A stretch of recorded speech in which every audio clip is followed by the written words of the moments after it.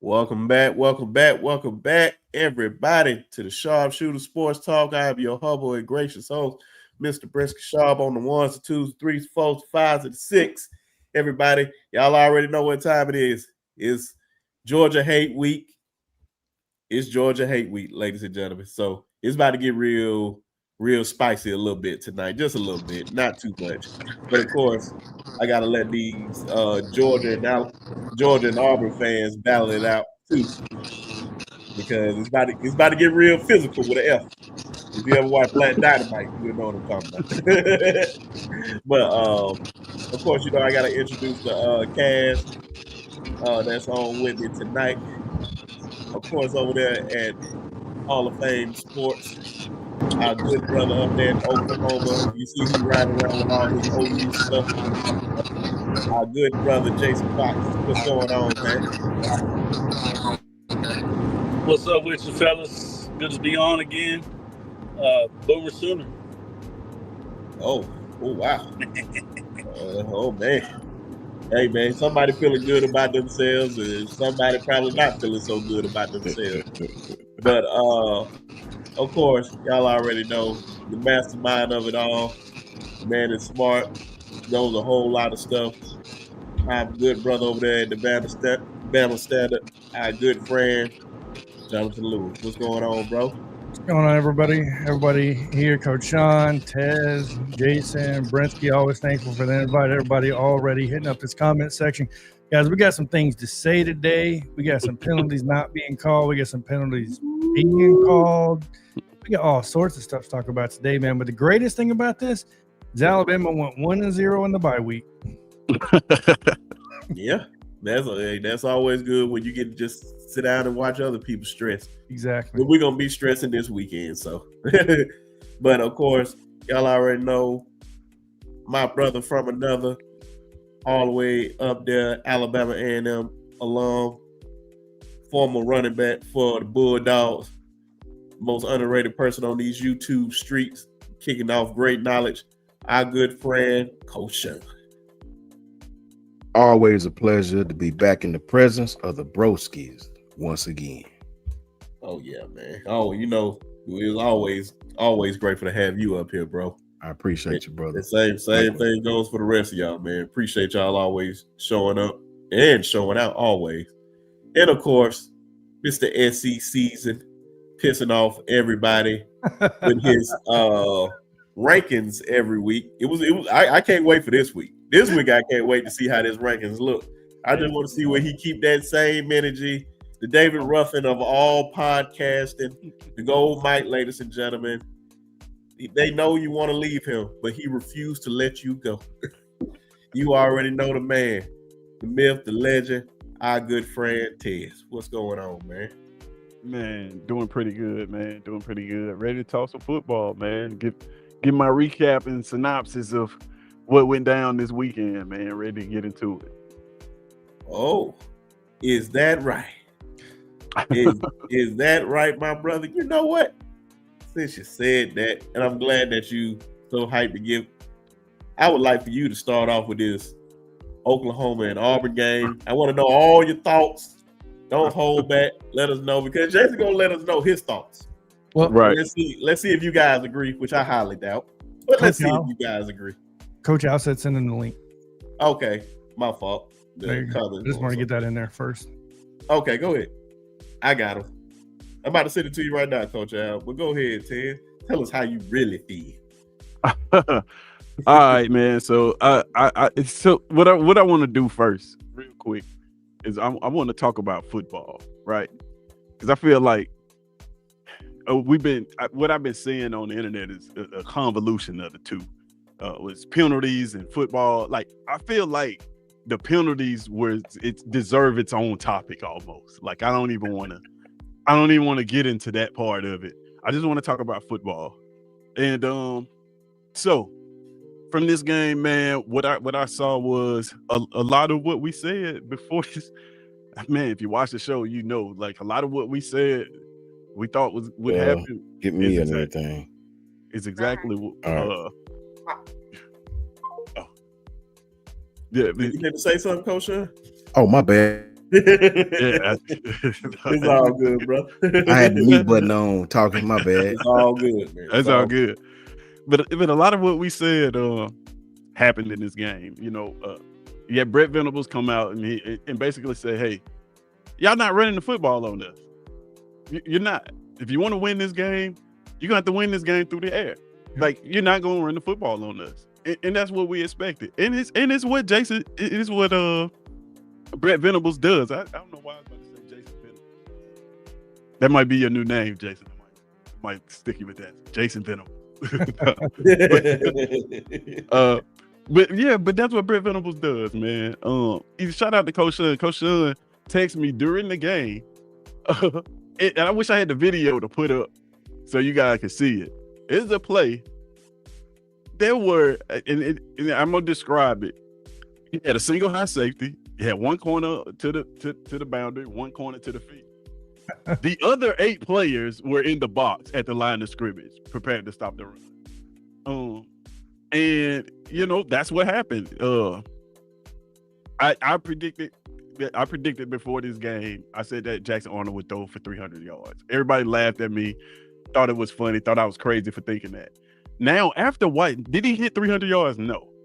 But after watching this football game, I hope everybody, if you indeed watched the game and didn't just check the highlights, if you actually watched this football game, I hope you understand why I made it. Your mic keep going out. Yeah, you're muted or something.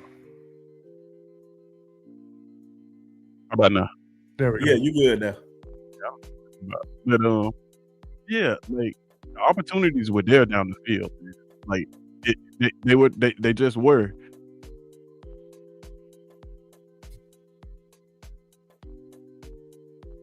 Are you talking? No, we can't hear you.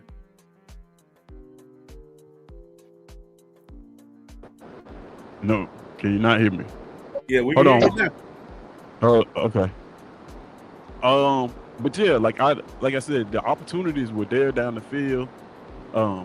They gave us one-on-ones on the outside, and we just didn't capitalize on them. It's simple as that. Like, I mean, there's a lot of Auburn fans. The consensus in the Auburn community now is we should have run the football more. And I could argue we probably should have passed the football more. I think 5 more deep shots down the field, we might win this football game. Like versus 5 more runs. Like 5 more runs weren't going anywhere. I don't know why that's the thing. Like we weren't going to be able to run the football against this defense, and they weren't going to allow us to run the football against them. But from Auburn, what I saw was an undisciplined team, and you know, I can't talk about the game plan, the coaches. I can't even talk about, you know, I have to put this on execution. When you're RPO based offense, you can't start every drive 1st and 20. Every single time your offensive coordinator get ready to call plays, you start the drive off with a penalty, right? That's gonna shoot yourself in the foot. You're not gonna win games like that. You can't catch punts inside the 5-yard line. You can't make those mistakes. You can't get multiple false starts and then result in a punt where the punter, what are you doing? Just kick the ball. Like, were you trying to be a hero? You thought you was finna go get them 28 yards? Like, no, bro, just kick the ball. Little stuff like that. We talk about this all the time, bro. It's the little things. When you look at dynasties, when you look at teams that win championships consistently, it's full of those little bitty insignificant moments that we just look over. We want to talk about penalties and all this other shit, but it's like these little bitty moments, right? This is what wins and loses you football games. Those little things, the little things, and we didn't do any of that well at all. Am I encouraged? Absolutely, I'm encouraged, because despite everything that happened in that football game, it was a 7-point game. We had an opportunity to win this football game at the end. I think we had the talent to compete with anybody on the roster, on the schedule. I've said that last year. I'm saying it again this year.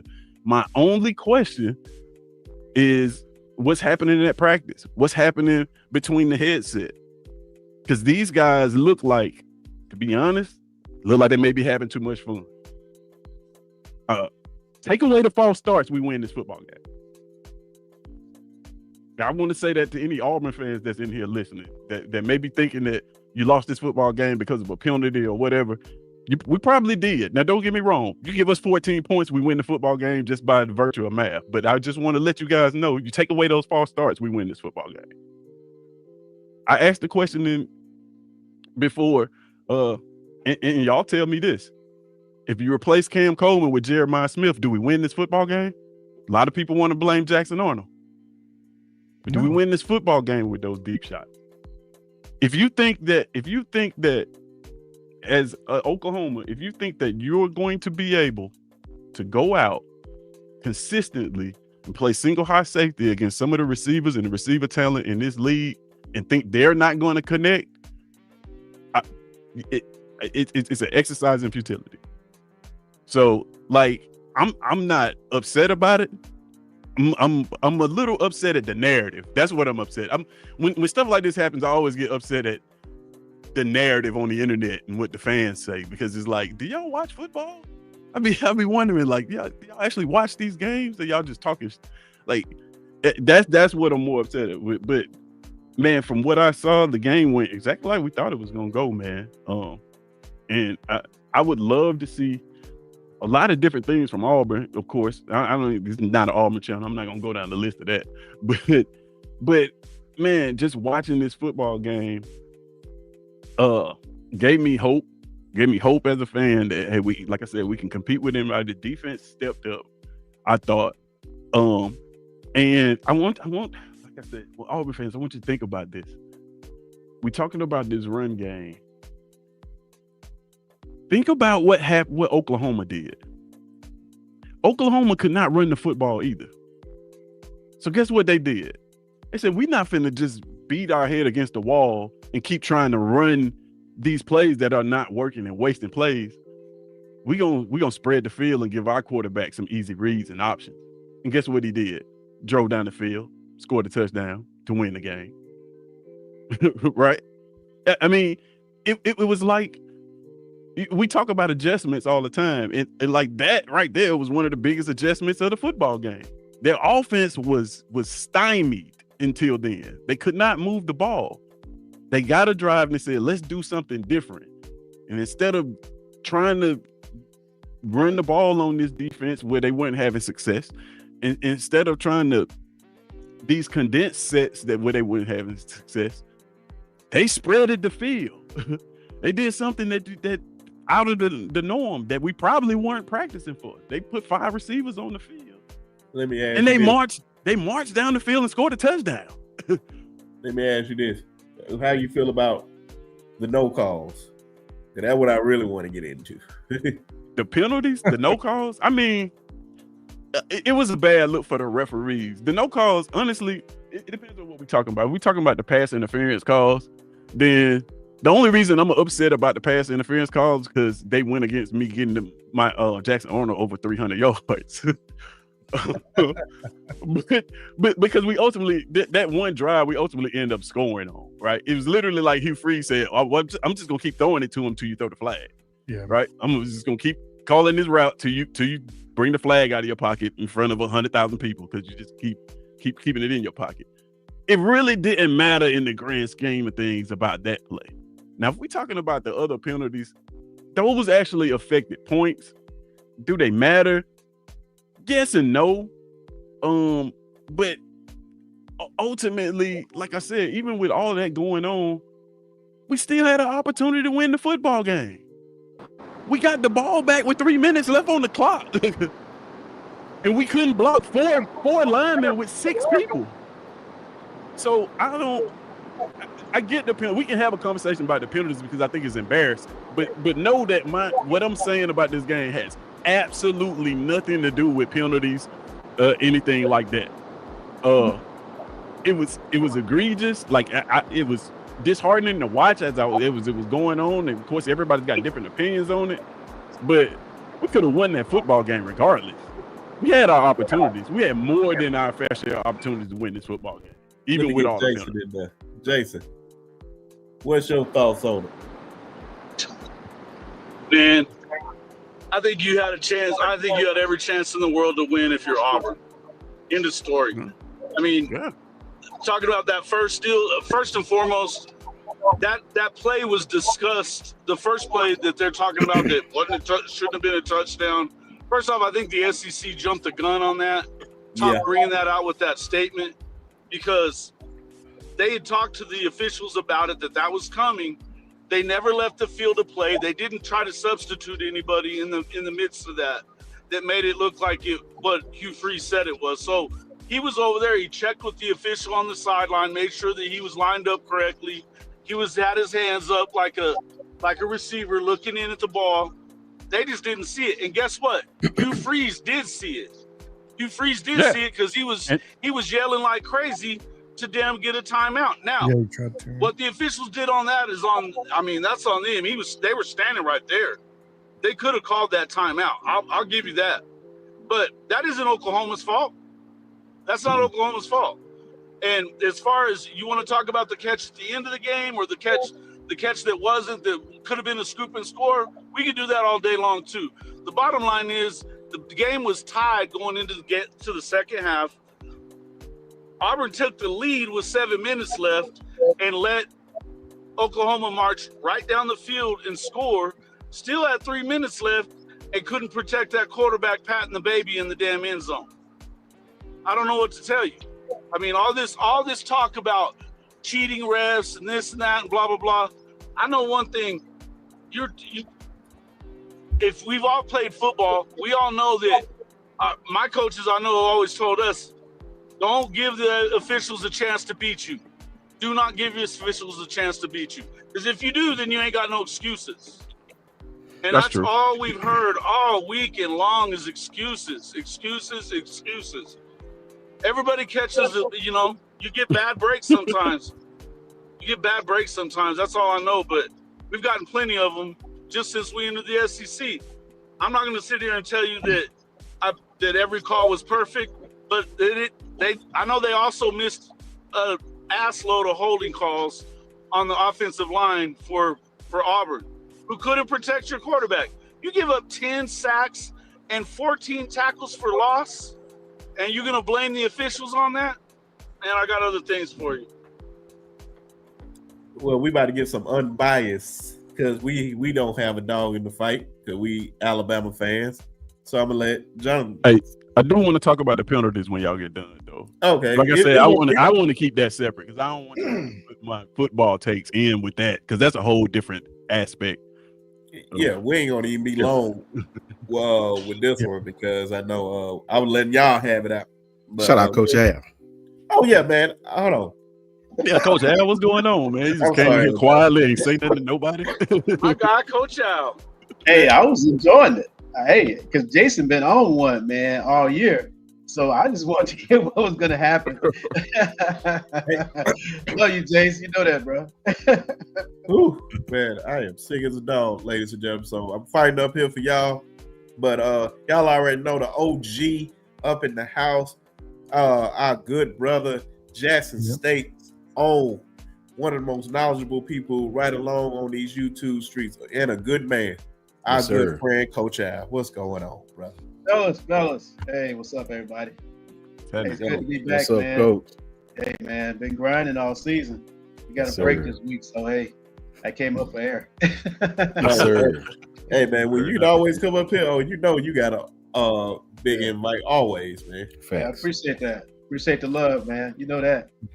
And appreciate you, Toya, man. I'm about to be in and out the show, but I'll be all right. I appreciate everybody showing love just even being here. But and also I'm gonna get to your super chat too, Toya. But John, what's your take on this game? Your quick take on this game? My quick take is just a couple points here. I'm going to talk about the one thing that almost nobody's talking about. Jackson Arnold sat back in that pocket long enough to get his master's degree before he decided to get rid of the football. Over 4 seconds on average, by the way. We know the average which they discussed during the game was about 2 to 2.5 seconds. It was doomed from the beginning that this was going to happen. The offensive line couldn't protect him. R. Mason Thomas, it's a good thing he didn't play the whole game. I don't know what would have happened because that dude came in the second half and completely dominated whatever side of the line he goes.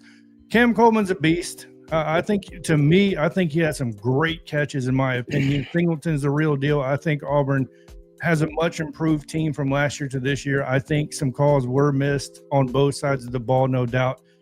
This is one of those games where I don't like talking about penalties a lot because, in my opinion, penalties can definitely sway the momentum of a game, and it definitely did it in this case. But I don't know because we'll never know, really. Neither team can really run the ball. 1.9 yards per rush for OU, right? 1.2, I think, for Auburn. Neither team can run the ball. Both teams were stacking the box, daring the other one to throw the ball, essentially, is what it came down to. And I'm going to keep advocating this. John Mateer for Heisman, baby. He's going to be the Heisman Trophy winner by the end of the season because of the moments this dude's creating for himself that others are not making in the game. And Brinsky decided to leave. I guess, Coach Shawn, you want to go next? Yeah. I'm about to say somebody else can jump in. Yeah, I'll just give it. I mean, we talked about this, bro. If you go back and look at, I mean, everything that happened in this game, I told Tez was big on their defense. I wasn't because I knew Auburn's defense, and my exact words were, Auburn's defense is going to play well enough to keep them in this game. Yeah. The question will be, can their offense score with Oklahoma when Oklahoma scores? Now, I'm on the other side. I don't think John Mateer had a great game in this game. I mean, I think I think this is quite frankly the best defense he's faced. Yeah. When you look at their stats, him and outside about 50 yards, him and Jackson Arnold stats about tip for tap. One of them was 21 to 32 for 220 and a touchdown. The other one was 24 to 36 for 271 and a touchdown. The penalties, OU actually had more penalty yardage than Auburn did. Less penalties, but more yardage. 8 for 85, I think 9 for 91 or 99 or something like that. So this game was very, very even, as we talked about. The question we all had was the question that arose his heads. And as far as everybody talking about Cam Coleman, I'm on the other side with that. Cam Coleman was only targeted 7 times, bro. He caught 3 receptions for 88 yards and a touchdown. I don't think they went to him enough. They went to the other little dude, the Singleton dude. Singleton is quick. But let me tell you something with quick receivers. Please say that again. Just throw it back over. You didn't target Cam enough, bro. Let me tell you what happened in that football game really quickly so I can pass the mic. They did exactly like we said they was going to do, bro. They loaded the box. They dared you guys to throw. I sent Tez a video like, bro, you got to throw this some his downfield, bro. You got to complete the pass. You got to throw it. You got to throw it. And they did, right? Oklahoma, Brent Venables being the master that he is, you see what he did? He hopped back to 2 high safety for about 3 series, right? You know what I'm saying? Jackson Arnold picked up a few first downs. They went right back to loading the box again, right? And Jackson got good. And everybody talking about the 10 sack. Listen, man, about 4 of those sacks was Jackson Arnold's fault, right? That kid had time to throw the football. Oh my gosh. I seen Cam Coleman getting frustrated. There was a lot of times when they start going to Singleton, they actually rolled coverage to the little dude. You know what I'm saying? Cam had one-on-one out there for about at least 5 plays I counted, and they didn't throw him the football. You know what I'm saying? Jackson Arnold was getting rushed. We sit here and told you they was going to blitz this dude, twist him. They was going to do everything but a child of God at him, and that's exactly what they done, right? This was not a hard game to call. We told you guys what was going to happen. Jackson Arnold, for as great as he is, has not proven to me that he can beat one-on-one cover. He hit a few passes. Cool, I give him that. But what I don't like is you see Cam Coleman was hot, right? If you got Cam with a corner on his hip pocket, I don't give a damn if the safety over it. I don't care. I'm going to throw it. I'm going to throw it. You got to live or die with empty your gun, man. You can't save no ammo, right? And their offensive coordinator failed them. Right, the running game didn't do nothing for neither school. We knew that was going to happen. I told Tez, I said, Tez, I hear you on your defense, but the defense is going to do their job. Auburn has proved one thing to me over the last 2 or 3 years. They're going to play some defense, bro. That goes without saying. Can your offense, though? Can you? Because John Mateer, while he don't have to be great every game, he did enough to get Oklahoma, you know what I'm saying? Just like Jason said, you know, when it counted, they couldn't stop him. That's because y'all defense was on the field forever. Right? Yeah. Here's the thing, really quickly before I get out of here. I think this game lies in the fact that I don't think they trust Jackson Arnold in crunch time to throw the ball downfield. Oklahoma was damn near daring them to throw the. I mean, bro, it got so bad one time. Both safeties, I thought was playing linebacker. You know what I'm saying? It got that bad at one time. I was like, man, throw that thing. Let that be Bama. We gonna throw that rascal, bro. Every single time. You gotta throw it, bro. Hey, I'm gonna tell you something too. Just not to interrupt, but I'll tell you what. There was over 4 different games last year that Jackson Arnold was sacked 7 or more times in the game because about he holds 4 on of to those the sacks football. was on him, Jason. I will say they got some good pressure. They picked on y'all's left tackle, twisting him to death. But at the same time, there were several times when Jackson was back there, man, and he wouldn't pull the trigger. Yeah, he wouldn't pull the trigger, man. So the game went by like how we thought it was gonna go. We sit here and talked about it. I told Tez, Brent Venables is not going to allow y'all to run the football. You got to go with the weakness, the lesser of two evils. Jackson hadn't proved to nobody yet. And I agree with everything Ted said, but this one thing, I still don't got no faith he can throw the ball downfield. Because when you look at it, yes, he threw for 220, but the man threw the ball 32 times, man. 32 times. And only had 220 yards.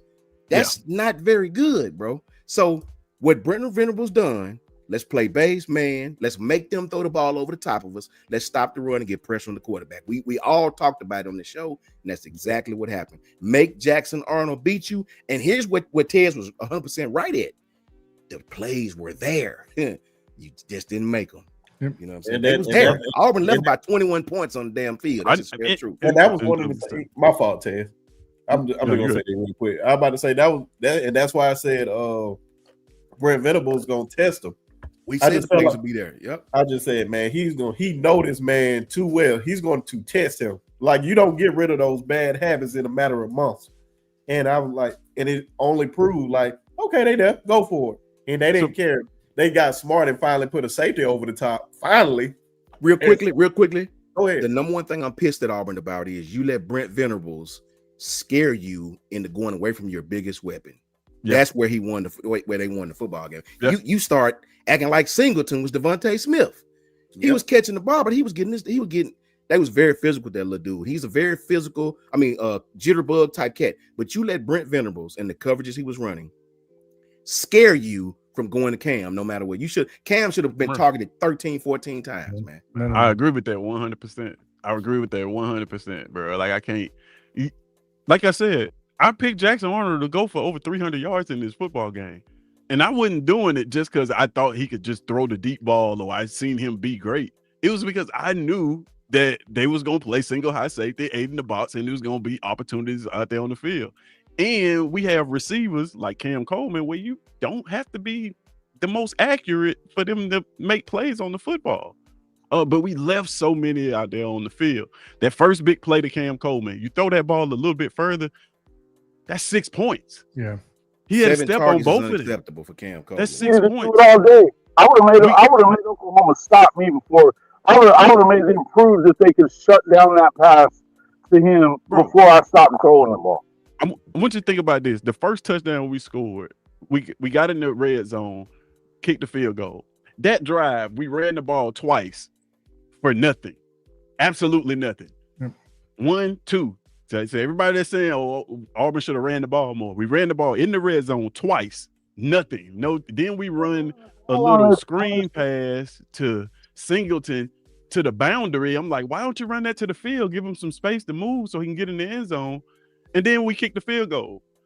That under no world should Auburn or any team that has a receiver like a Cam Coleman, Jeremiah Smith, or any of these big body receivers, under no world should you take a trip to the end zone where you don't at least give them one opportunity in the end zone to make a play. Yeah. And we went in there and ran that football 1-2 times and then threw a screen pass. And it's like, you got to think about it. That resulted in 3 points. That should have been a touchdown. That should have been 7 points. Look, really quickly, I want to hear what Coach Al said. Real quick, I was going to tell you this a while ago. I also found out this, Coach Al, and you appreciate this, Coach Al. I don't like that slide protection they do. That slide, I don't like that. You know what I'm saying? That just tell me that you ain't got no power running game. They didn't pick up the twists that Oklahoma was running at them. They didn't pick them up at all. The running back didn't pick up the blitz, right? Bro, I just never understood. 5 offensive linemen, 1 tight end, and they still couldn't block 4. You know what I'm saying? I do not like that slide protection, bro. I just don't. I never have. I'm just not a fan of that slide, and I don't like that at all. You know what I mean?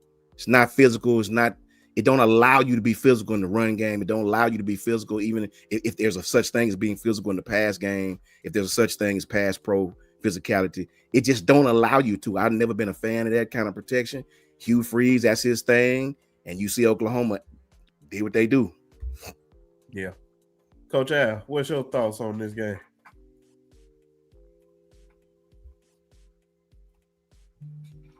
You hear me, Coach Al? Yeah, I had to come off mute. Oh, it's all good. Right. Yeah, one thing, like you guys always, great detail, go through this game. In a game like this, typically, and I could comment in some detail, but it comes down to a handful of plays. And in this game, it just did. 2 teams that are evenly matched. I was really surprised about, be honest with you, Jackson Arnold. Yeah. He got a lot of hype. Even the commentators were talking about seeing him in Elite 11 and how elite he was. Well, I think a lot of guys can be elite when there's just shorts and no rush or no pressure from the game, no pressure from the lineman, and you could take a 3-step, with a hitch, take a 5-step, take a 7-step, and look beautiful in shorts. But when it comes down to the pressure of the game and executing and making plays from the pocket, Jackson Arnold, he's got a way to go because he missed Cam too many times wide open. Facts, man. Facts. You don't do that, man. And a couple of them for touchdowns. That could have been pivotal in the game. Not to mention on the road, the margin of error is so small. When you're on the road, playing a team like OU at home with Venables, trying to bring the pressure. He did. He did. I'm like, man, come on, man. You should have some automatic hots when they bring automatic. Thank you. I mean, that's basic at that level of football. You don't trust the guy with the chemistry of the receivers to say where's the hot. You got automatics. So some fundamental things at the core, how they execute their offense in high level games is absent, in my opinion, with Jackson Arnold executing from behind center. Coach Al, they weren't even hiding it no more. That's what I'm saying. I mean, you got the iPad, you got the pads on the sideline. So look, you've seen the pressures all week long in practice. You've looked at your tape. You know what kind of pressures OU going to bring, and they're going to have some exotics that they didn't practice on. That's why you got the electronics on the sideline now, so you can see, okay, it's not like you don't have a whole team over there that you can pull and say, okay, these are the automatics we want to say. Jackson, you got to make the check at the line. When you see this, you got to trust this guy to the field or whatever. But I'm like you, Coach Shawn. If I got a guy like Coleman, okay, I haven't played a little DB myself, and I had a guy one time, he's like 6'4", man. He said, dude, you fast. He said, but the game is different up here. And he put his hand up in the air. He said, it's different. He said, you can outrun me all day, man. He said, but it's different up here, man. So to me, I'm throwing the ball up in the air. So don't make it. This dude he can jump out the building. He can outrun most people, and you're not throwing him up, make a play on the ball. Look at Julio. Remember Julio was famous with that one-handed catch. He was up about 4 feet in the air. How do you defend that? You cannot defend that. So that's my take. I won't get too much in detail. You guys are all over it as usual. But just Immature and his offensive coordinator on that tip, I was a little bit disappointed in their lack of production, given the so-called chemistry they were supposed to have. To me, I think that took a little bit of the shine off OU in terms of being an SEC title contender. Not to say it can't be. Not to say it can't be, but it also tells you that Auburn's playing defense. Auburn's front seven is the real deal. Bro. They're playing defense. Because when your defense can go on the road to an SEC place and play defense and trade field goals and keep a low-scoring game, you ball. I don't care. This is the SEC still.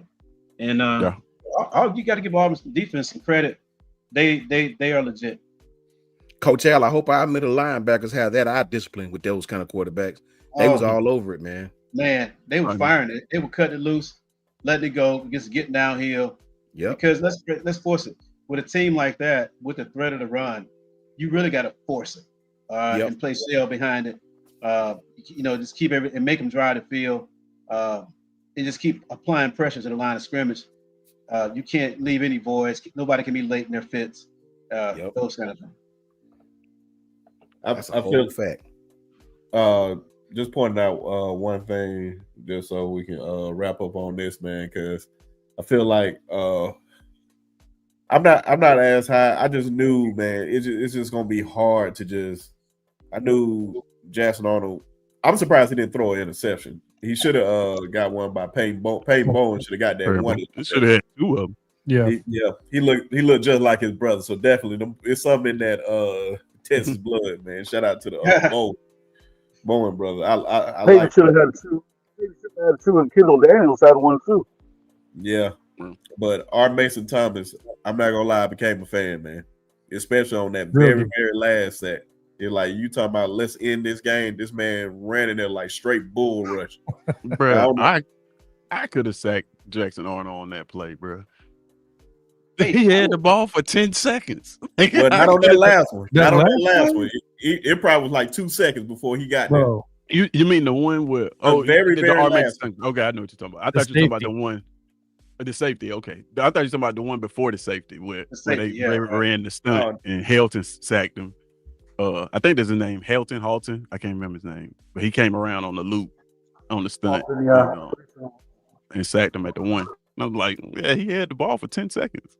Hey, shout out to number 5 for Oklahoma, man. That kid is a baller, bro. I forgot that kid name, Satatinga, whatever his name. Hey, man, listen, he was working them DBs, bro. You know what I'm saying? 5 yards, stemming them to death, and then hitting that dude. Yeah, he that dude, man. Yeah, but look at it. They took their best receiver and gave him the ball. He had 9 receptions. I wonder how many times they targeted him.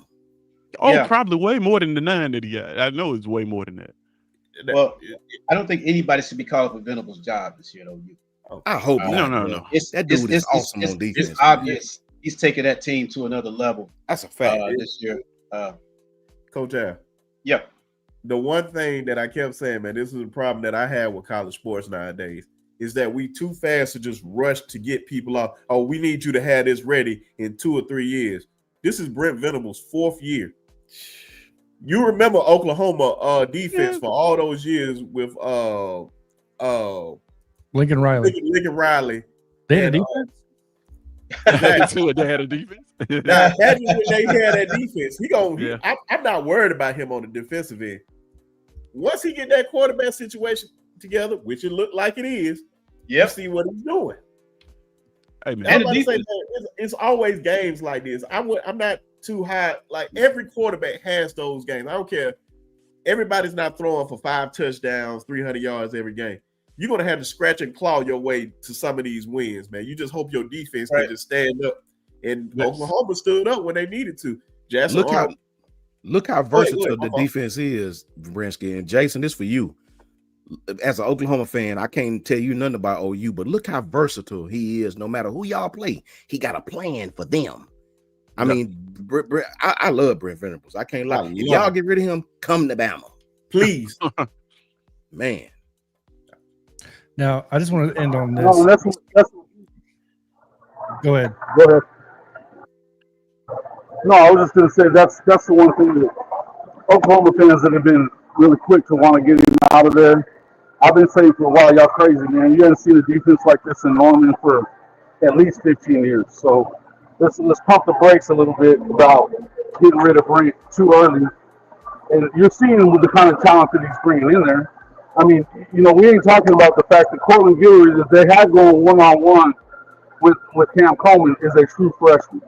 I mean, he took his licks, he took his lumps, but that kid was on the island with him, and he wasn't scared. And so I think that, we talked about it a little earlier on the pod earlier, what would you grade him? I said, well, you got to kind of give him what it is. It's probably a C-, but damn, what did you expect him to have against him? He's one of the best players in the country. 6'4", running a 4.3. Shit, what you gonna do with a kid like that? And to be fair, if he didn't hold him, we probably would have won that game because he would have scored on those plays. So it's like, and the one play, I think the one play that pissed me off about you Auburn fans, it ain't you because I haven't seen you complain about it. I haven't seen you complain about it once. The one that they keep showing with Cam getting wrapped around his waist, y'all scored on that drive. Yeah, I'm like, please stop showing that play because y'all scored. I need my yards though. So okay, let me tell you. I said I was gonna talk about the penalties separate. So let's go ahead and get that out of the way. All right. So first of all, that play right there, like you said, I already addressed it. We scored on that play. So on that drive, so it doesn't matter. What is concerning about that play is I don't need my SEC officials running away with their eyes closed when the ball is coming their way. That's the part that they leave out of that clip when they show Cam Coleman being held. Is if you expand it, you see the ref running away from that play, trying not to get hit. And it's like, if you a SEC official, like I feel like, you know, there's high school officials that don't do that. They get ran over all the time. So like you getting paid a lot of money to come out here and throw this flag. So like I need you to be an official, right? You look at some of the officials out there, man. Look at Ed Hockley and his son. They what, 240, 225, 240, jacked up. Like, man, they're not running away from no players because they throwing the route and they coming to them. Like, that's what made it look bad. Yeah. As far as the other penalties go, I give you this.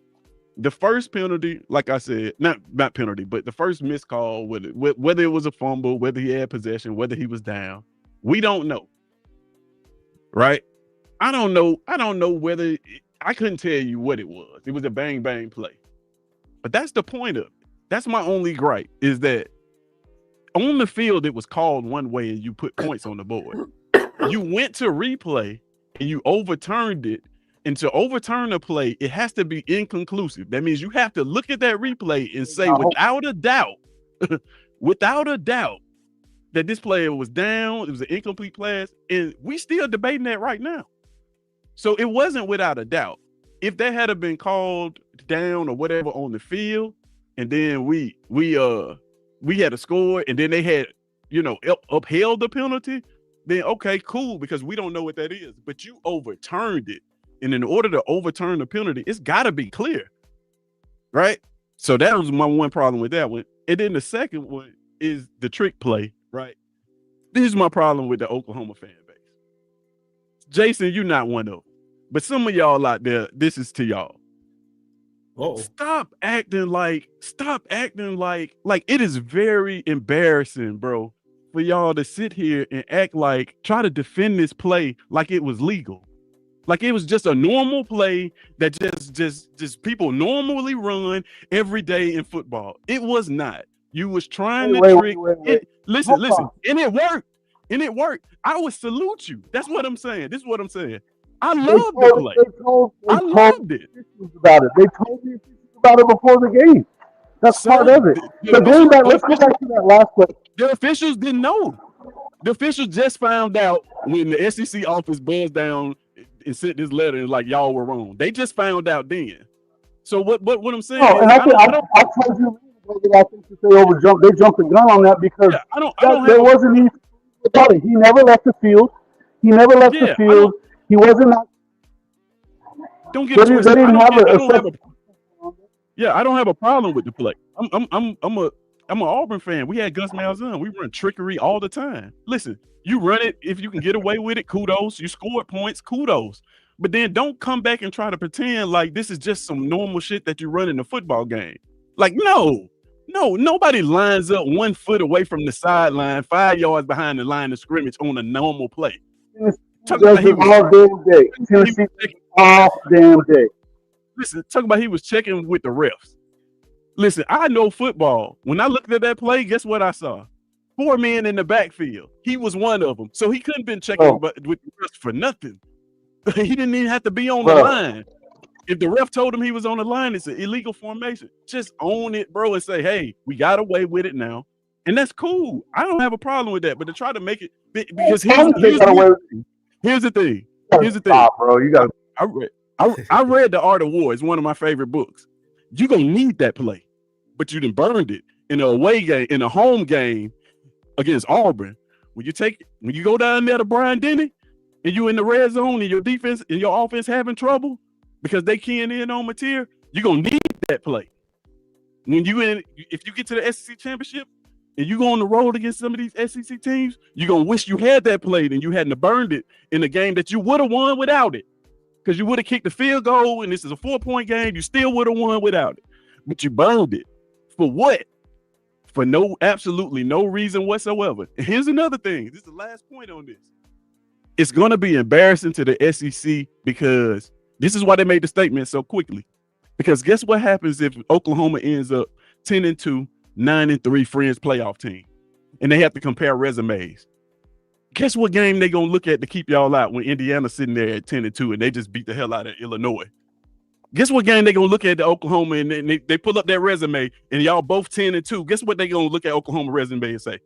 Oh, remember this game at Auburn when y'all ran that play and the SEC office determined that it was not cool?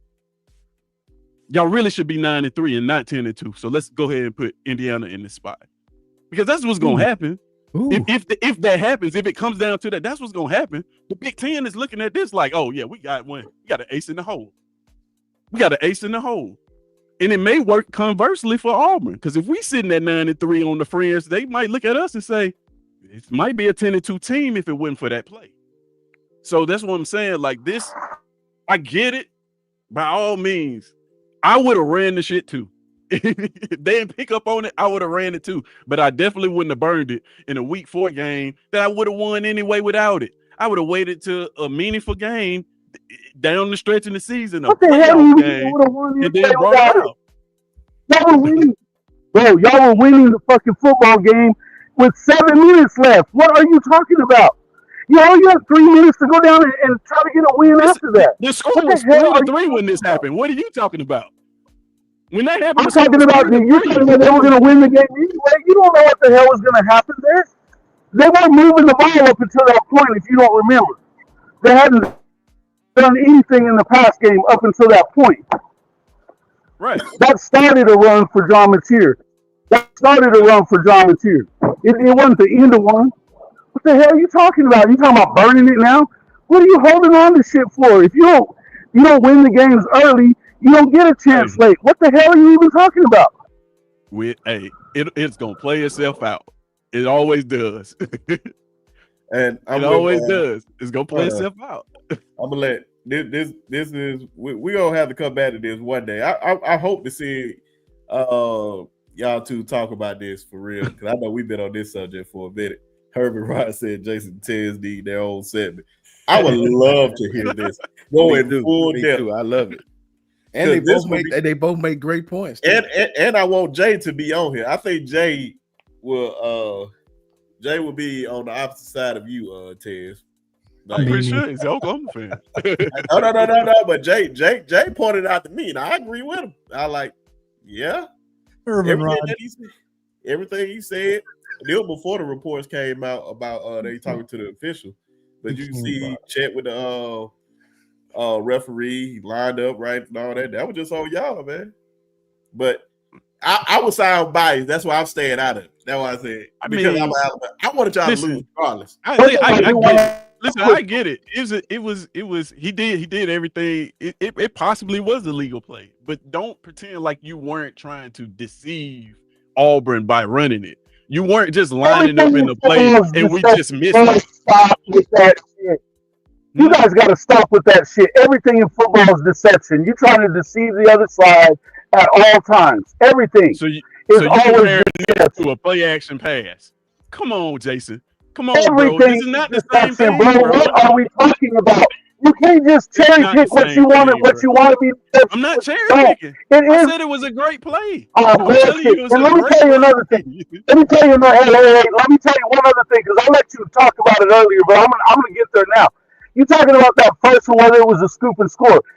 Had they gone ahead and blown that dead, if they'd have blown that dead because they thought it was an incomplete pass and he doesn't get to scoop and score there, then they go back and review it, it wouldn't have mattered. It wouldn't have mattered because he wouldn't have got that touchdown. So they let them go ahead and run that shit down there and get that TD because they knew they were probably going to have to do it. You would have been pissed off at the officials either way there. Either way, you would have been pissed off at them. So don't say it's a bang bang play. So don't overturn it when you can't tell. I saw the ball moving. You know you saw the ball moving too. You didn't want to see it moving, but you did. I saw the ball. They let the play go. He was on 2 feet. I saw the ball moving when he caught it 2 steps. Right, moving before he even hit the ground. Catch, bro. He didn't move. He didn't complete the catch. What's funny, when I seen that, I said, if this play happened on the sideline or in the end zone, it would go the other way. And it literally happened on the sideline and went the other way. It's not you guys' fault. It's what is a catching football now. Actually got control of that ball. I'm saying it's what is a catching football anymore. Like, somebody asked Dez Bryant was that a catch or not. Like, that's what I'm saying. You know what? I'm not trying to blame it on you. Because Auburn's going to use this game and all that shit. They're going to use this as a reason not to do anything from here on out. Oklahoma's going to use it as a reason. You want more than this war is going to be, bro. I think I agree with you on most of the things that you're saying. I'm just saying that the way that the replay rule works has got to be inconclusive. And the fact that we still debate about it makes it not inconclusive. I think everybody has already alluded. And as far as the trick play was moving. And as far as the trick play, if I had that play and I'm my offensive coordinator, I'd run the shit too until they tell me I can't. So I can't blame y'all for that. But I wouldn't sit up there and be like, oh yeah, this is just, we run this all the time. The tight end threw his hands up. Who said they run it all the time? Who said they run it all the time? Because y'all making it seem like it's just a regular play. The tight end threw his hands up as soon as the ball was snapped. You want to know why? Because he knew the trick play had worked. He knew we had got him. He knew that they didn't see this player. Hey, you know what I said? You know what I said, bro? I told you, bro. Like it is what it is. Kudos to whoever drew it up. Hold on, though. If it's gonna be about how far you are from the sideline, y'all better get on Tennessee because they do that every damn game, all game long. Bro, Tennessee wide splits and where this man was lined up. He was literally lined up on the hash marks, on the little marks. He was checking with the official, was he not? Did he check with the official or did he not? For what? He was off the line of scrimmage. He couldn't be on. See what I'm saying? He checked with them. You're checking to see if you're on or off. It doesn't matter whether you're on or off. He can't be on. I'm out. Jason, get the last word. Hey man, I'm gonna tell you is it wasn't as tricky as you think it was when Hugh was over there screaming for his timeout. He saw what was going on. You gonna blame Oklahoma for your DBs not paying attention? No, I'm not blaming Oklahoma for any of this. I'm blaming the refs, and the refs should have gave him the timeout. They sit right there, and the whole coaching staff is screaming for it. That's the point. You keep saying blame Oklahoma. I didn't blame Oklahoma for anything. I saluted Oklahoma for the play. What I really need y'all to squash this on one of y'all shows because I would love to hear the full breakdown with this on this because I wanted this earlier. And then I was like, man, y'all sounded too nice right now. Because I know both of y'all think differently right now. But it's all good, man. Just want to appreciate everybody being in here tonight. Of course, we knew I knew it was gonna be a Royal Rumble. I said they talking too nice right now. Just wait till they start talking about the penalty, then we gonna get there. But appreciate my good sis Toya said with the $5 super chat. She said, "Roll Tide fellas is officially UGA hate week. Yep. Love you, sis Sarah, but it's all Bama all week, all week." Brinsky, hold on, Brinsky. Tez, what's that? Y'all gotta read House Money Productions comment. I'm reading them. They funny, bro. Like they. What the hell, bro? What the? Is it more? Yeah, he got some. When we said Tez, blink twice. Oh my God! If you're an undercover Texas, hey, you don't want to hear what I got to say about Texas. I believe, bro. I believe hey, you got the wrong one. That's Brinsky, the undercover Texas. Yeah, I'm not an undercover Texas fan at all. Oh, he's crazy, man.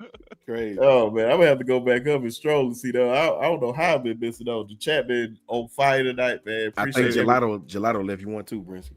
Oh yeah, I'm about to get that one. I say this one when he said, "Tez, there are many Colemans in the SEC. I'm about to say where. Well, that is the biggest cap I have ever heard in my life. Not about that one. Okay. I'm about to say, please tell me where they at. Where's Mississippi State's Cam Coleman? Please tell me where they at. Texas. Even Oklahoma. I think Oklahoma would even admit they had a Cam Coleman. But we need to stop that. Now, I just see that. I wanted to say that one. But also, I want to give a special shout out to my good brother Phil, who went up there to go see his former wide receiver, Cam Coleman. Of course, my guy. Right. He went up there. That made Cam probably would have been a 5-star anyway, but I'm going to hold on to this. My boy made Cam Coleman a 5-star. My boy made him a 5-star. So shout out to my boy Phil, who needs to have a job in college football soon. So definitely shout out to Phil. Definitely need to get him on the show soon. And he was wondering the same thing. Why the hell? And he's a big-time Alabama fan, by the way. Why the hell they weren't throwing this boy the ball? And Jackson Arnold kept missing a lot of passes. So we can't let Jackson Arnold off the hook with that. But Gelato with the $9.99 super chat. Win or lose this weekend, roll damn tide. Yep. Yeah, man. I'm about to say I haven't said nothing to nobody about the game, but we damn sure about to get into it right now. We damn sure. You already know it's the Alabama-Georgia game. Everybody been waiting on it for the longest. So, you know, I got Shay got to let us know what time it is. Bateem, everybody get your roll on. Everybody get your roll on. And I'm trying to get my roll on in Athens, Georgia. If them hedges, if anything, I don't know Coach I don't know Shouty. F them all. If you're a shout Georgia out to the homie James Richards, Georgia boy. Oh, shout out to our good brother James Richards. He was up in the chat. But I know he's still in there. Shout out to Stacy Go Dogs. Shout out to all y'all. But guess what? We're gonna roll. May the best team win. I'm always be hyped when these type of games come on. He said, there you go, right there, Coach. Y'all in trouble. Hey, man, I can't wait, man. I can't wait, man. It's gonna be a good game, and we know it's a night game. But I don't know who I want to start this. John, you want to go ahead and tackle that first, man? What is your expectations for this game? Who you gonna be watching out for? Who everybody need to be paying attention to? All that stuff. Whatever you got to say, brother.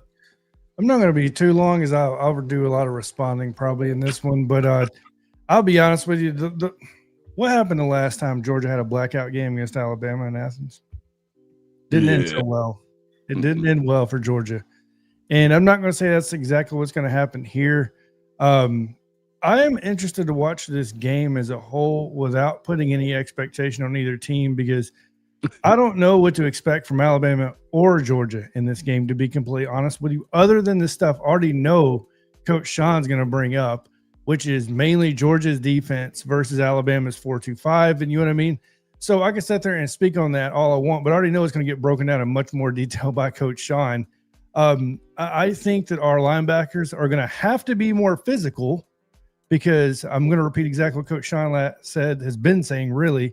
At the end of the day, when you're talking about Nikhai Hill-Green, Deontay Lawson, in my opinion, you may have to stick Drake or Patrick Jr. out there right away, because he's the only headhunter, in my opinion, outside of Bray Hubbard all of a sudden on that defense. I think even though he may not be great in coverage, the fact that he's very physical will help.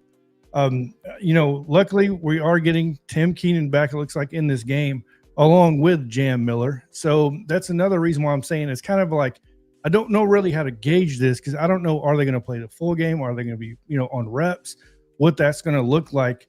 There's going to be a lot put on Faga. There's going to be a lot put on London Simmons in this game on that defensive line, in my opinion.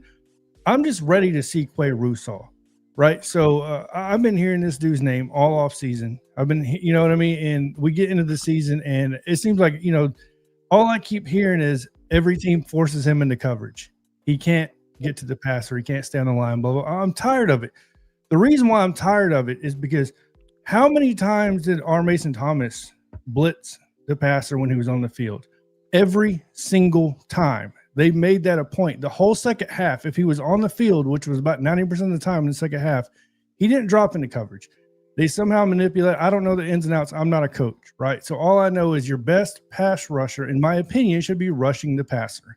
And the reason why I say this is because I don't feel like this is going to be a game that's going to be super complicated. I don't think Bobo is going to come out and become Steve Sarkisian all of a sudden. I'm not saying what he doesn't do doesn't work. I'm just saying they're not going to hide what they're going to do. They're just going to line up and try to do it better than us and force us to stop it, which is them running the ball. And to be quite frank, I don't know if we can. If our linebackers can't get more physical, I don't think we can stop them, to be completely honest. I'm very worried about this game. And I don't care if it was in Tuscaloosa. I don't care if it's played on Mars. You know what I mean? Like, it's a matter of, can your team be more physical than that team? And from what I've seen under Kalen DeBoer, and even honestly the last 2 to 3 years under Saban, it became slowly but surely a little bit more soft. And this is the team we've grown to know now as far as the defensive side goes. I think Damani Jackson and that whole secondary, Bray Hubbard, they're going to have their work cut out for them, because you're going to have probably the single high safety. You're going to have the one-on-ones. You're going to have to, because we already know Nick Frazier and those guys, they're going to line up and run the ball. But as far as anything else goes, Ty Simpson, this is going to be on you. Like, in my opinion, Georgia's going to stack the box and force Ty to throw the ball down the field to Ryan Williams. Hopefully he can stay healthy, right? And then Jeremy Bernard and Latier Brooks and Isaiah Horton and on. We got the talent. But once again, I don't think it's a matter of our offense versus their defense, because I think Georgia's secondary is not as great as what everybody's putting them out to be. I think it's just a matter of, is our defense physically up to the task to take on a Georgia team for 4 quarters of them running straight at us? I think that's the whole storyline, and that's what it should be. I'll just leave it at that. Before I go to Tez, because I know he got another prior engagement.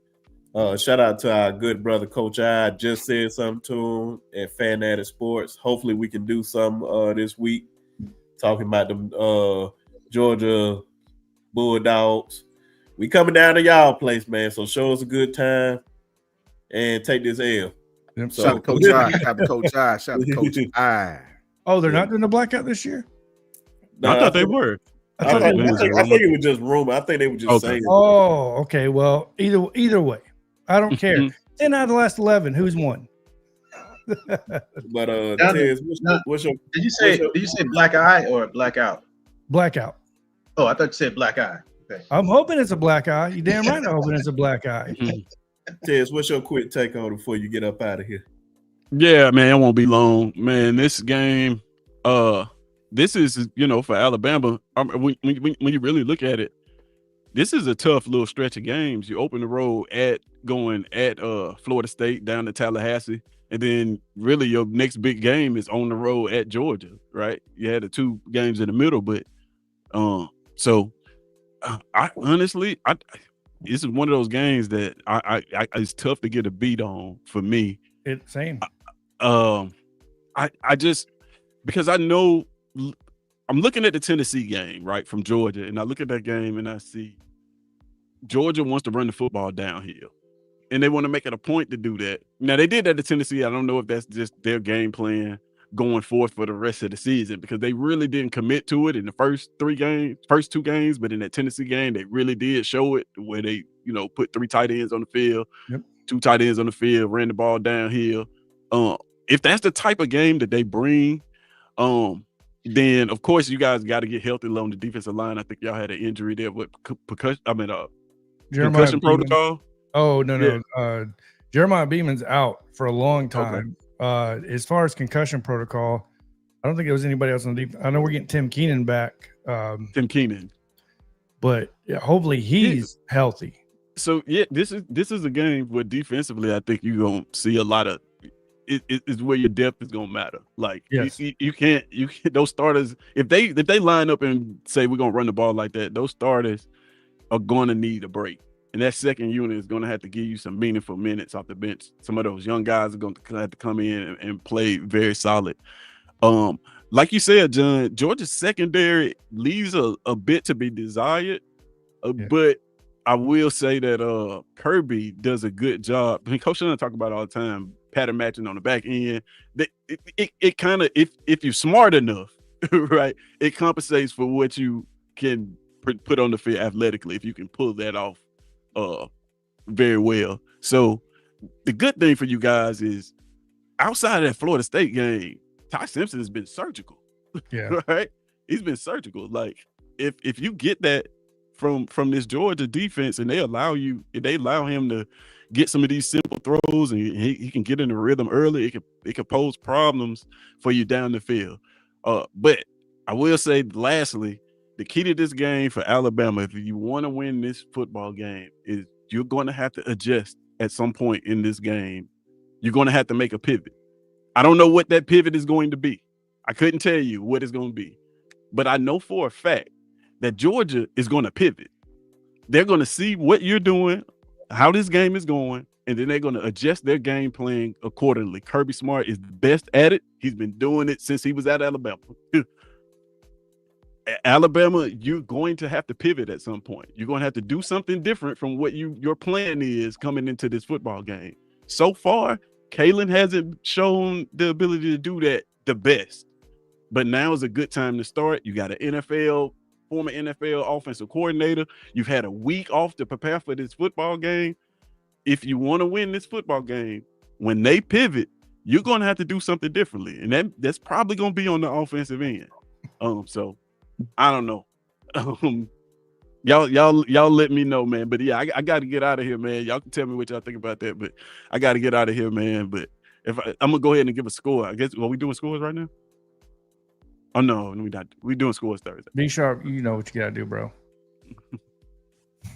It wouldn't be a show without it. But you can or whatnot. I ain't really. No, give me some time to think about that. Okay, well, we ain't giving no score. We just talking about it. I thought you was forcing me. Oh, no, not at all. I'm about to say we really just talking about it. That's really it. But shoot, man, go ahead. Appreciate you coming on, brother. Hopefully, y'all got a big game. Y'all got a big game. I got a big game this weekend against Texas A&M, man. So hopefully y'all can bounce back. Wow. True. And that one on the road too. So it's about to be a busy weekend full of big time games. Hey, I want to tell everybody that's fan of every SEC team, it's starting now. Every week it's going to be a big game for somebody.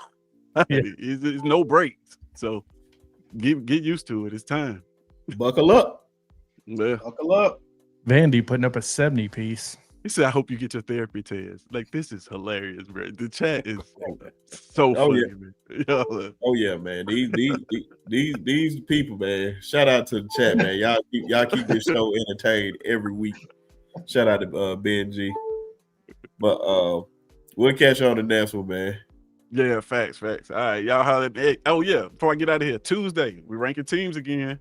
Y'all make sure y'all tune in. If you're not subscribed to SEC season, head over there now and give me a subscription and watch the show tomorrow, man. We're gonna be ranking teams, so it's gonna be fun.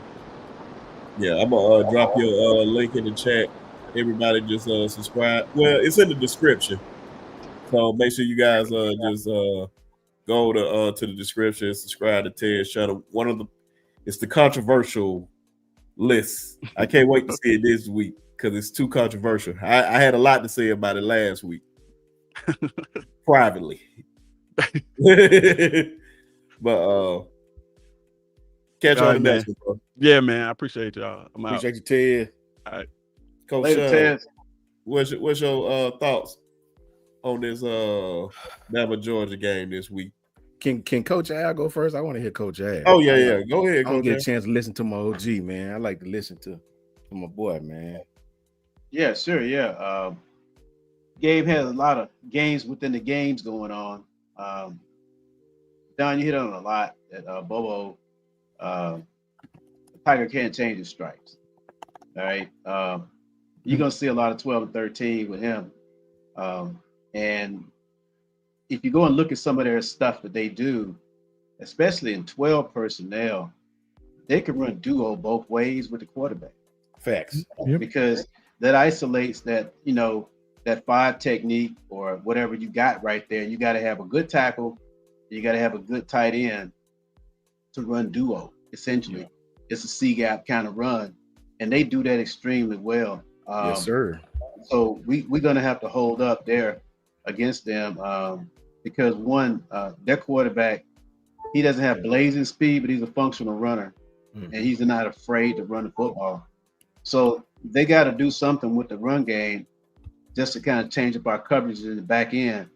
But once they see 12 personnel, once we see 12 personnel, we're going to do kind of what we do anyway. We like to sit in 3 anyway. That's kind of our look.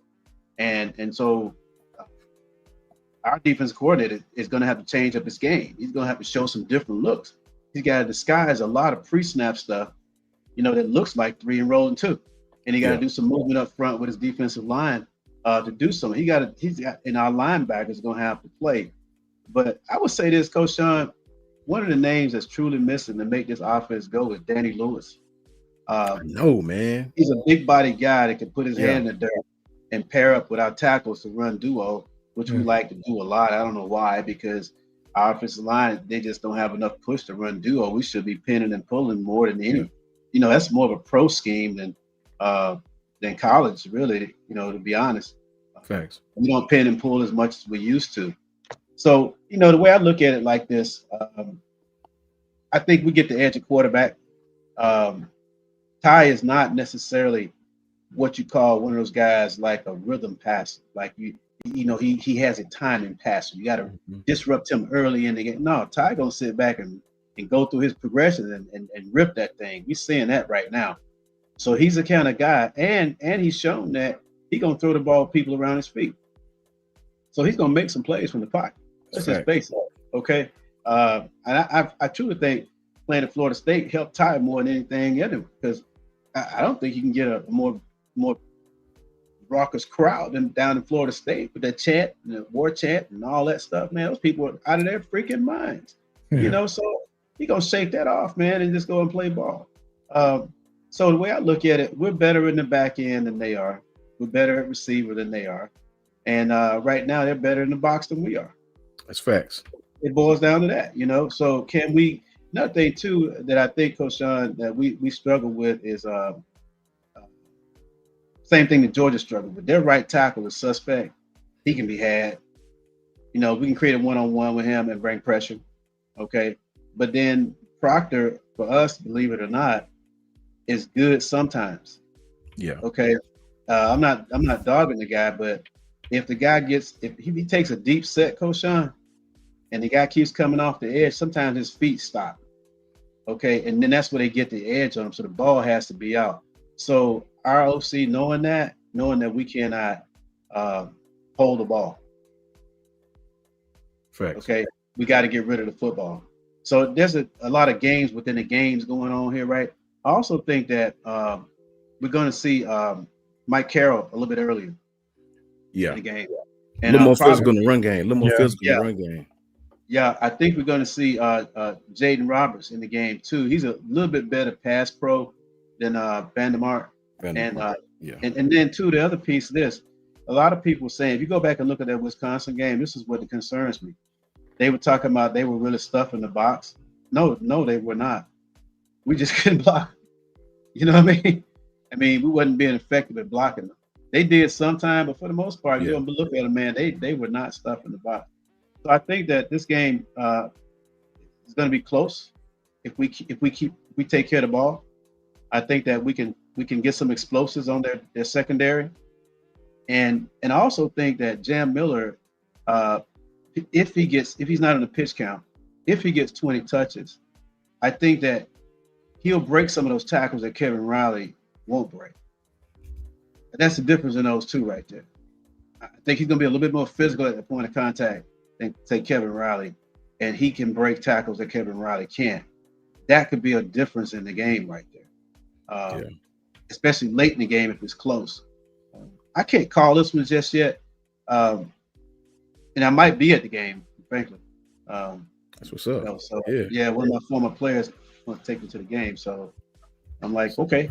That's all right there, Coach Al. Man. Yeah. So we'll see how, if I see you guys text from the game, you'll know I'm there. But But yeah, it's a tough one, man, because I don't know. Alabama is kind of a hard one to call this year, man. We don't know where we're going to go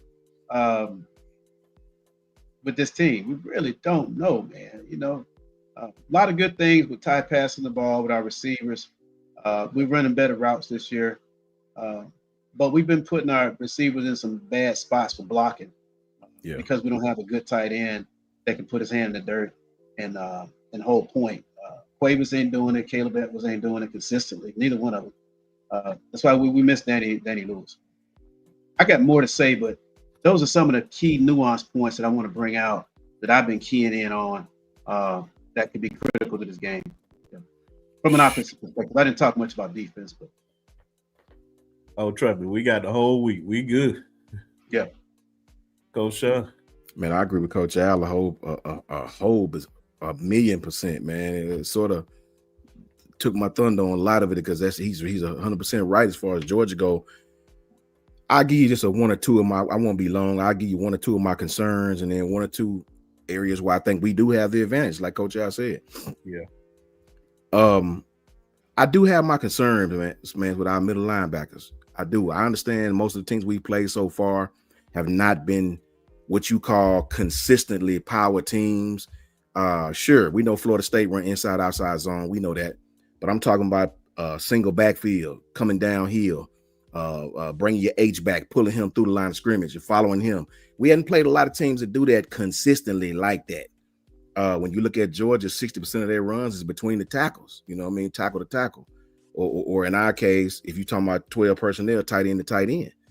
So we hadn't played a lot of teams, man, that's going to test these guys in the middle like that, right?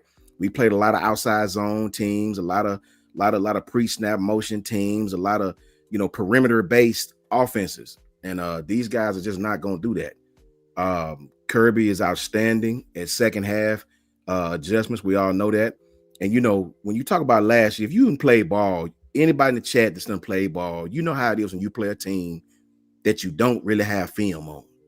You always kick their ass the first half, right? When it's a new coach, a new team you play, when you just don't have the necessary allotment of film. Sure, we had Washington film, right? But we didn't run the same offense Washington ran last year, right? So a lot of those things that we scored on, a lot of those plays, Kirby wasn't prepared for that. You know what I mean? You see the second half when they batten down the edges, when they start twisting on our asses, you see what happened in the second half.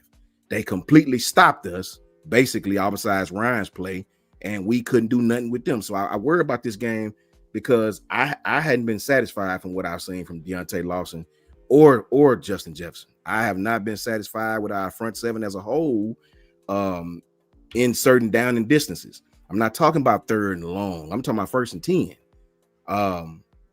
I just hadn't been super excited about that. You know what I mean? Yeah. I know Georgia's not a space team, right? But they do have a young kid over there named Zach Branch, that is a weapon in space. This kid is a weapon. I saw in Tennessee they got him the ball behind the line of scrimmage. They didn't really get him on a lot of what you would call perimeter plays, but they did get him the ball behind the line of scrimmage, and he made a big play. So I worry about that. I worry about our eye discipline in the middle linebackers. I worry about these guys, Justin Jefferson, especially him. Sideline to sideline, he's awesome. I mean, he'll run with anybody, right? But I worry about him anytime he has to come up and have some integrity, anytime he has to come downhill and field. I worry about him. He seems to get lost in the sauce sometimes. Every time I watch him on the All-22 tape, Ty Simmons, I don't know what this is, but he does this bouncing stuff. I don't know what that is. Like every time the play comes toward him, he bounces. I don't know what this is. And then it's like he don't attack downhill. He always let the blockers get on him. And we was always taught the linebacker, if the offensive linemen get their hands on you, they don't even really have to block you for real. So I don't like that our linebackers are not very aggressive attacking the line of scrimmage like that. I don't really like that. Those are just some concerns I have, man. And Georgia secondary, while not great coverers, they do tackle well. So, I do not. Those are just some concerns I have as far as our defense go.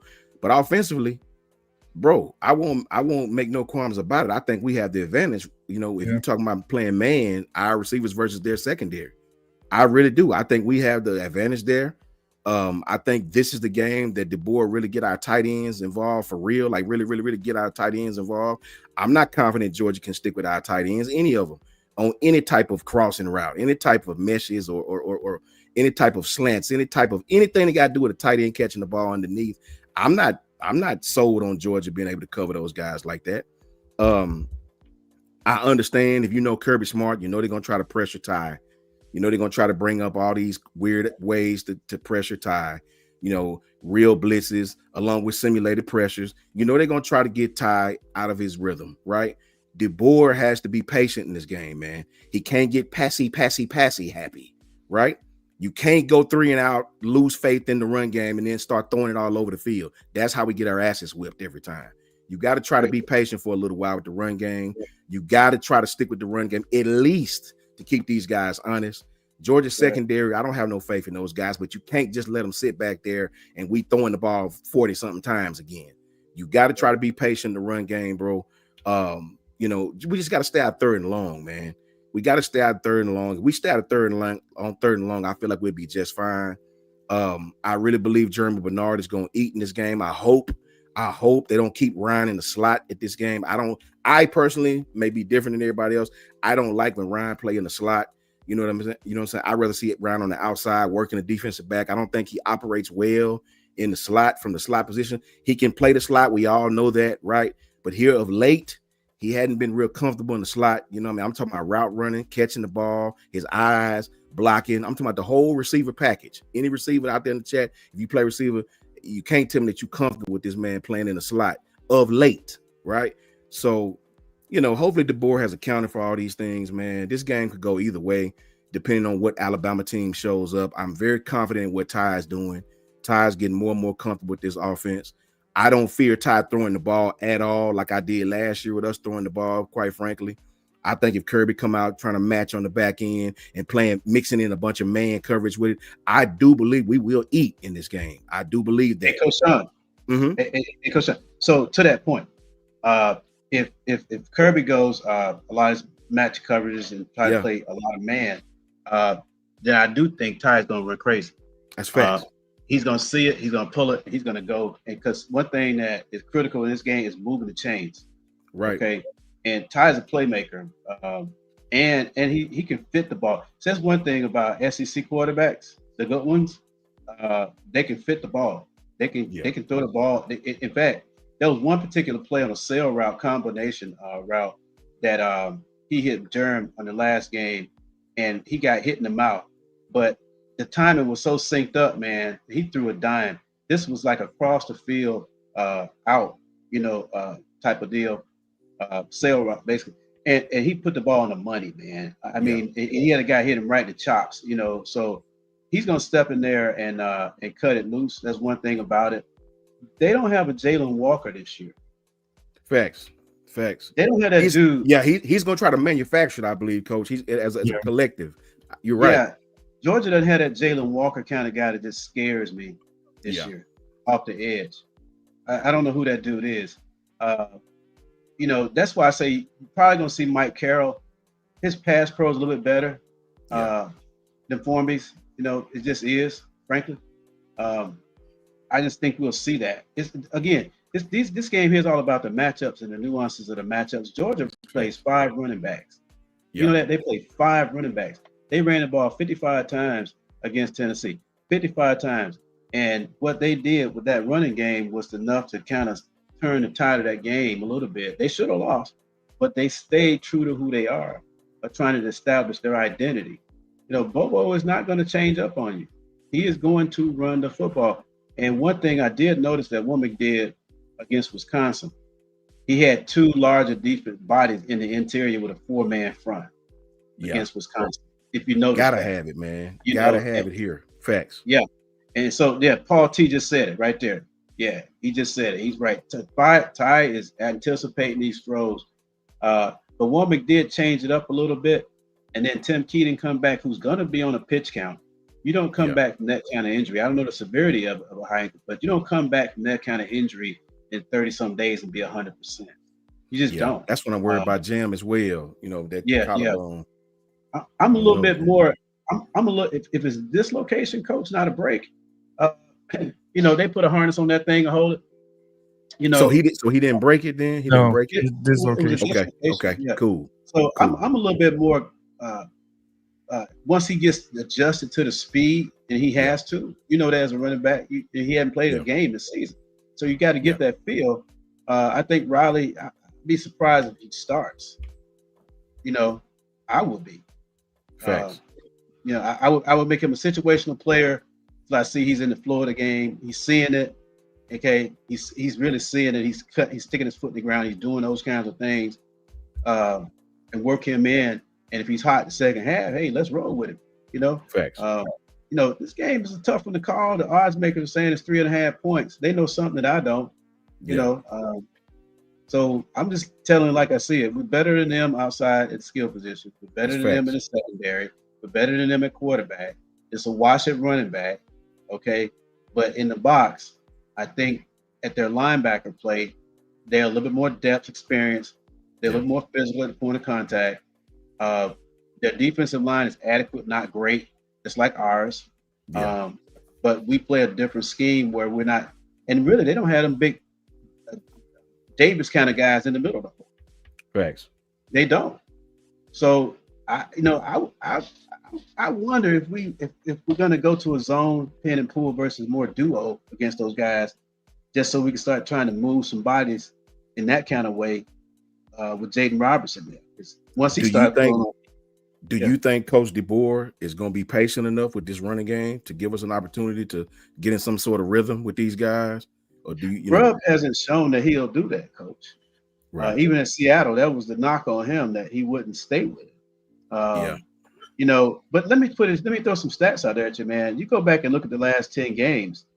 We really didn't outrush Georgia in any of those games too tough. That's a fact. That's a whole fact. Okay, and so you can control the game without having to run the ball with the short passing game.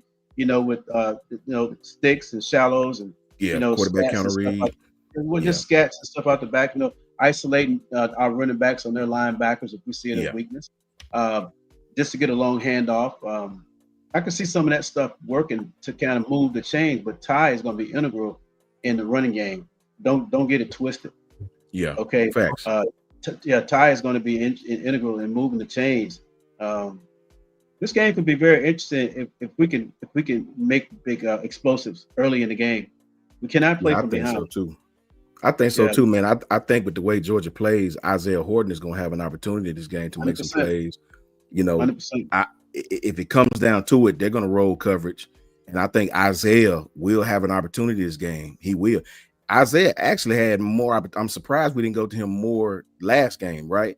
I really believe they're keeping that in their back pocket. I think Isaiah Horton is going to have a really big game this game, especially near the red zone. Big body kid. They really like getting the ball on the outside of the hash. I think he's going to have a good game this game, man. To me, finally, this game comes down to our defense, man. Our defense sometimes let us down in these plays. I think our defense play well. I hope our defense play well. We don't come out there dropping. I'm pretty sure on this team we won't be out there rushing 3, dropping 8. You know what I mean? I'm pretty sure we're not going to do that. If we do, it'll be a down and distance type thing. It won't be, every play. I'm pretty sure we're going to have a heavy front seven and let the chips fall where they may, man. Go ahead. Sorry, Coach Al. Yeah. The thing that kind of gets me confused here is that, Maryland opened a can on Wisconsin. Did you see how they did it though? I'm just saying, but Maryland, they got a dynamic quarterback, man. That quarterback's pretty. Yeah, Malik Washington, one of them. Yeah, one of the ones. And Loxley's calling the plays. Yeah. Right. I was like, what? Who is Wisconsin, and who are we? Yeah, man. That's the biggest question. We're gonna learn a lot. We're gonna learn a lot this weekend. No, man. Now, Coach Shawn, to your point about Isaiah Horton not being in the game more, to be fair, he did get injured in the first quarter. Okay, I didn't know that. Okay, he had a high ankle sprain. Okay, so good stuff. Yeah, he got nicked up. Yeah, I think having this bye week helps a whole lot for both teams. A lot of people get guys back extra week to prepare. I just hope that we just come out there ready for the most part, man. It's gonna be a real interesting game. I'm not making no predictions on this whatsoever. Of course, I want us to win. 15 Alabama. I just want us to win. John, 2 names. What do you hear about John Latham and what about Danny Lewis? Okay, so Danny Lewis, from what I've heard, is injured. So I saw him in the boot when it was coming in the halftime. Yeah, I seen so him in the boot. He's injured. He's injured. I don't want to repeat what I heard about Latham because it was negative, and I'm not going to say something about a kid that I don't know. You know what I mean? That's not what I do. But I can say supposedly it's just a practice problem. It's an attitude problem, but that's just what is rumored to me. It's nothing I can say is going on. So, and that's why I don't like speaking on that stuff. But I thought the same thing this year because I had high hopes on him. He actually had a really high draft grade at the beginning of the year too, if you watch a lot of the mock drafts and stuff like that. And he hasn't been able to get on the field. Nowhere near enough. Yeah, I thought he got injured. And he was coming back from that and hadn't recovered. Just curious, I think we got depth at that position. Okay. No, and then that was it. What I was told was he got injured, and it was he was going to just take his spot back. And from what I heard, the coaching staff's like, no, you still got to earn that spot because all these positions were still open. Just like the right tackle position is still opening, according to Kalen DeBoer. He said it's not looking for me to keep. So it's a matter of, and same thing with Jaden Roberts. And I think we figured it out against Wisconsin when we saw Jaden Roberts come out of the first quarter and it started rotating. So it's one of those things where it's very tricky right now. And that's why I don't like gauging these games anymore, because I don't know what to expect from an Alabama team when there's almost no consistency on what we see on that offensive line. Like, in my opinion, and that's just what I think. But like I said, some of these things are really, really hard to talk about because I can't confirm something or say something with truth. You know what I mean? So you hear it all the time. You hear people talking about, they're lazy or whatever. I don't like repeating that stuff because it may not be true. Yeah, I don't think they're lazy. I really don't think it's lazy. I don't think so either. This team is still coming together, and it's games like this, and then the following week, so how this drop off. That's what got you last year. So you think that maybe they learned from that this year that, hey, we got to be able to sustain our level of intensity, our level of focus. That's from practice to practice, from game to game. And my thing is like this: Georgia, I don't want to sound cliche-ish, it's another game. So go to work, prepare, and then fall back on what to be sound in. You don't know all their plays. So scout team can't run all of their plays. You just got to be sound on what you do, okay? And leave the coaches to make the adjustments in the game. Going in saying, well, we know what they're going to do when they do this. No, you don't. That's right. Okay, they had a bye week too. So you go in there trying guessing. You don't guess. You read your keys and you play your keys. That's how you play football. And you play with some instinct and effort. That's how you do it. Yep. Okay. I want to ask the panel a question and get your thoughts on this. So Coach Carl enlightened me on something, right, in high school football, and I think I have a chance to relate it here to what Alabama's doing with Ty Simpson. I went back and watched the Florida State game, and what I'm referring to is what I keep hearing is vision passing. In other words, the quarterback, everything he's going to throw to is in front of him. He doesn't have to scan the whole field. Correct me if I'm wrong. That's what it's called. In the first game against Florida State, that wasn't the case. Ty basically had the entire field. He looked both directions, and his dump off, or whatever you want to call it, was on the opposite side. From that game moving forward, all his passing routes, it seems like, were on his side in front of him, and his only opposite side was the dump off. It's just a trend I caught up on a little bit. I'm like, okay, maybe that's what's going on here. But is that the name for it, vision passing or whatever, where basically all your routes run in front of you and you have a vision of the actual routes themselves coming in front of you? Well, I'll address this to some degree. It depends. Like a lot of times you have certain basic reads that they teach quarterbacks. You have a curl flat, you have a triangle read, you have those basic reads. And all that is, So to me, I think it's all about a new quarterback. You're giving them clean looks. Okay.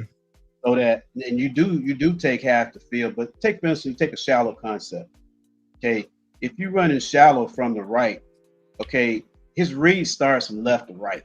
Exactly. Yeah. Okay. Exactly. So what happens is usually you run a dig behind some kind of drive thing. Shallow comes across two outside guys and do something vertical. So you read, and usually there's a back, out of the backfield. So you read it kind of from high to low, from the dig to the shallow to the check, or pre-snap. If you like the one-on-one on the outside, you do that, but you take it one side typically. In fact, truly, most quarterbacks, not just at the high school or college, even at the pro level, man. A lot of times, you just with these edge guys, you don't have time. So what happens a lot of time with these guys, John, is that, and I've seen Ty do it in some of the games like Wisconsin. He had Losier Brooks. If he had just stayed with it early in the game, Losier Brooks he broke in that deep corner route, and Ty got through his reads too fast by trying to work across the field in that progression. He didn't stay with that route long enough. So sometimes that happens too. People call it different things. But football is football, and with a new quarterback, you're gonna keep the concepts that they are versus the coverages that you have, and you just got to give him looks in practice to make sure he's getting those visual cues on. Okay, where's my read? What's my secondary read? What are they playing? What am I trying to get out of this play more than anything? What am I trying to get out of this play? What's the down and distance? Should I take the deep shot here? Should I move the chain? I think he's coming along pretty good on it. I think so as well. What Coach Al has just explained to you, we should call it HFR, half field read. And the thing about it is that concept, what you explained, is basically how it's done. I mean, that's high school on down. I can even go younger than high school. That's how it's taught, especially with a lot of this 7-on-7 stuff that's going on. You know what I'm saying? For me, I agree and I don't agree. I agree and I don't agree. I agree with what you're saying because I know that's what's being taught. I don't agree because he had Jeremy Bernard on the backside pass route. You know what I'm saying? Jeremy scored on it.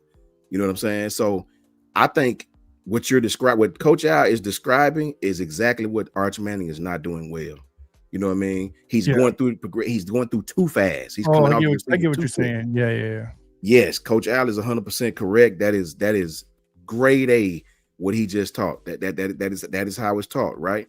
And the thing about it is with Ty, the reason why I was never down on Ty, even in the Florida State game, you could see that it was there.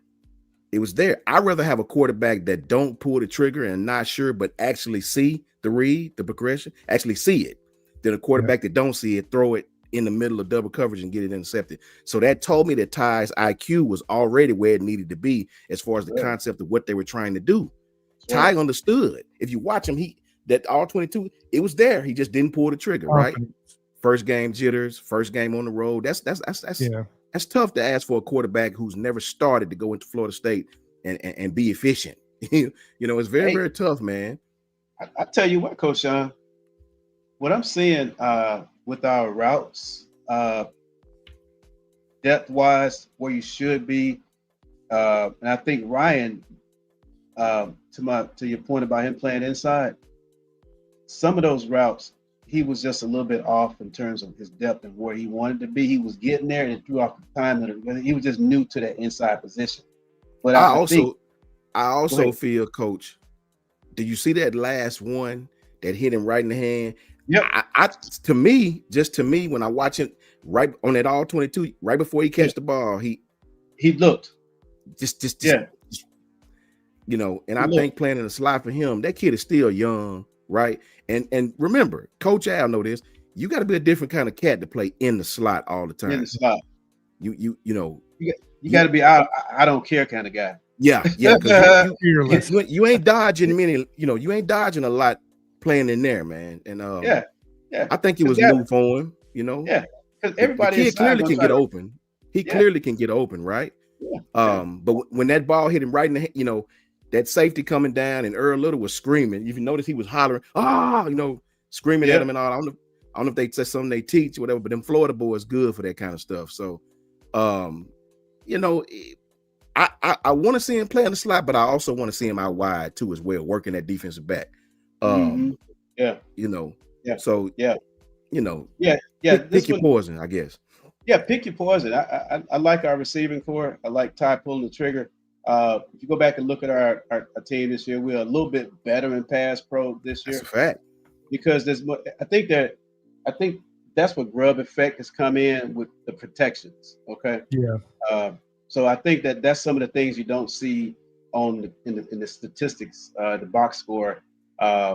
He hasn't been just sacked every time he looked up. He hadn't had 1.8 seconds like quarterback had last year. That kind of stuff. He's had some time to go through his progressions. And he's a little bit more familiar with the offense too. He's a little bit more in sync in chemistry with his receivers. They're not running 7 receivers in. They're playing 4 guys. Yeah. Okay, they're playing 4 guys consistently. And when you do that, game after, they're going to start stacking practices. They're going to start stacking games. And man, if these guys, I'm telling you, they get through this game. Ty throws for over 300, no picks, and Bama can force some turnovers. The confidence is going to go through the roof with these guys. And I don't care what Vandy's doing next week. They're going to have to score some points. Yeah. My final thoughts. I agree, Coach. My final thoughts on this is, man, if I pray that our middle linebackers are more disciplined in this game and more physical in this game, and also play that our left and right tackles, both of our tackles, really play discipline in this game as well. But really play physical in the run game and don't overextend on the pass game and play well. For me, our middle linebackers on defense and our offensive tackles on offense, man, if they all have great games, we win this football game. Yeah, I agree with that. I agree with that because if we could stalemate them up front in the box, I think we win everywhere else. The matchups. So all we got to do is stalemate them. We don't have to run for 200 yards. We got to run well enough so we can get play action. All right. We don't have to necessarily outrush them. Yeah. We just got to be effective enough so the play action, they have to honor that. And ladies and gentlemen, that was a great show right there, man. This is what you learn from Coach Al, Coach Shawn, especially Coach Carl when he be on here. Shout out to the OG Jay Townsend in the Jay. Appreciate you coming in here, man. Shout out to OG Gil too. Shout out to everybody in the chat, man. Is Gil in here? Oh no. I just know I haven't seen him in here. I just wanted to shout him out. Shout out Jay. Good to see you, Jay. Yeah, man. Definitely appreciate you coming through, brother. That's why I said we're gonna definitely do another show Thursday. But before then, ladies and gentlemen, a reminder. I know I've been sick the whole episode, been struggling throughout here, but the brothers, as always, holding it down. We will be interviewing Mr. 5-star himself, Xavier Griffin, and his mom on Wednesday. Hopefully, any of these brothers are available. Of course, they're gonna be up in here, so definitely next Wednesday at 6:00. 6:00 Central Time, we will be interviewing Xavier Griffin and his mom. Can't wait to learn more about them, get to know them better, and just good to keep one of the Bama boys home because he may play in Georgia, but he definitely one of ours. So definitely can't wait for that on Wednesday. So Wednesday at 6:00. And of course, I'm gonna let these brothers shout out their channels, and we're gonna get up out of here. Yeah, you can see it on the banner right there. IG, X, and channel that I got pulled up with no content yet. Probably after the season's over, I'll get more active and start putting something out there. But you can go out there and look at it. That's the YouTube channel. You can hit me up on Twitter or IG. I'll hit you back. We can chop it up. Oh yeah. Appreciate y'all. Appreciate everybody for supporting the channel, fellas. We love bringing content to you guys. And Bone, we're gonna address that in just a second too, because I don't know. Either mine or Coach Shawn. I think it'll be on Coach Shawn's. That's cool. Yeah.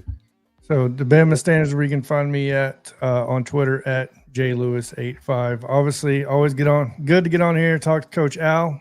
Chances we get to talk football, Coach Shawn. Obviously, Brinsky, thank you for the invite. Everybody in that comment section, from Chris Camp to Benji, Susan, everybody, Nate Bone, all you guys getting in here commenting. Obviously, I wouldn't be doing this without the people in the comment section wanting to see it. And I love the fact that I can be a fan and I don't get on here and pretend nothing. I can ask these questions to Coach Al, to Coach Shawn, to explain this stuff, to better understand the game, and we can all learn a little bit more maybe every week.